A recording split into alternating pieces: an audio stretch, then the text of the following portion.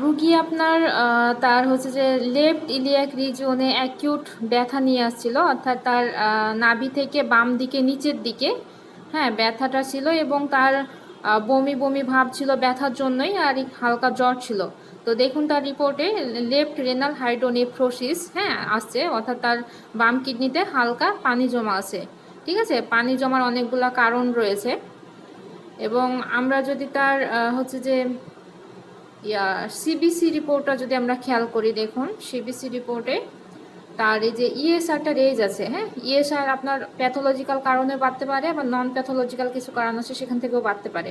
তো রুগীর যেহেতু ইনফেকশাস কন্ডিশনে আছে, হ্যাঁ, সেখান থেকে তার ইএসআরটা বাড়ছে। আর ডাব্লিউবিসি কাউন্টটা যদি খেয়াল করি স্লাইটলি রাইজ আছে, হ্যাঁ, কিছুটা বেশি আছে, তো যেটাকে আমরা লিউকোসাইটোসিস বলতে পারি। ঠিক আছে, এখন আমরা যদি তার ক্রিয়েটিনাইন লেভেলটা যদি আমরা দেখতে যাই, দেখেন যেখানে তার রেজাল্ট আসছে 1.2 মিলিগ্রাম পার ডেসিলিটার।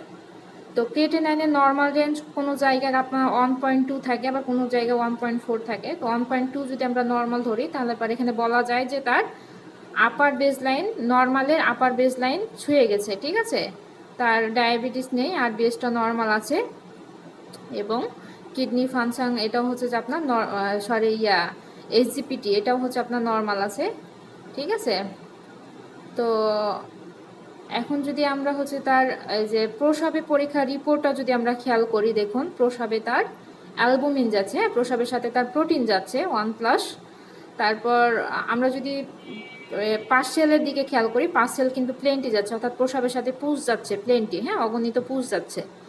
তো প্রস্রাবে ইনফেকশন হলে পারে কতগুলো লক্ষণ দিয়ে প্রকাশিত হয়, যেমন কাঁপুনি দিয়ে জ্বর আসা, প্রস্রাব ঘন ঘন হওয়া, স্যাটিসফাইড অ্যামাউন্টে প্রস্রাব না হওয়া, প্রস্রাবে জ্বালাপোড়া করা, তলপেটে ব্যথা হওয়া, ঠিক আছে, প্রস্রাবের পরে ফোটায় ফোটায় প্রস্রাব যাওয়া।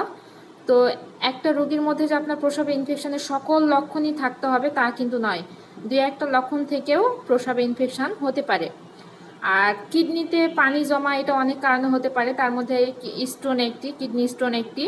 ঠিক আছে, তারপর হচ্ছে যে আমাদের যে ইউরেটার আছে সেটা যদি কোনো কারণে স্ট্রিকচার হয়ে যায়, বা ইউরেটারে যদি কোনো কারণে চাপ লেগে থাকে, যদি কারো আপনার হচ্ছে যে বিনাইন প্রস্টেট হাইপারপ্লাসিয়া নামে একটি অসুখ আছে, হ্যাঁ, এই অসুখটা যদি কারো হয় সেক্ষেত্রে আপনার কিডনিতে পানি জমতে পারে।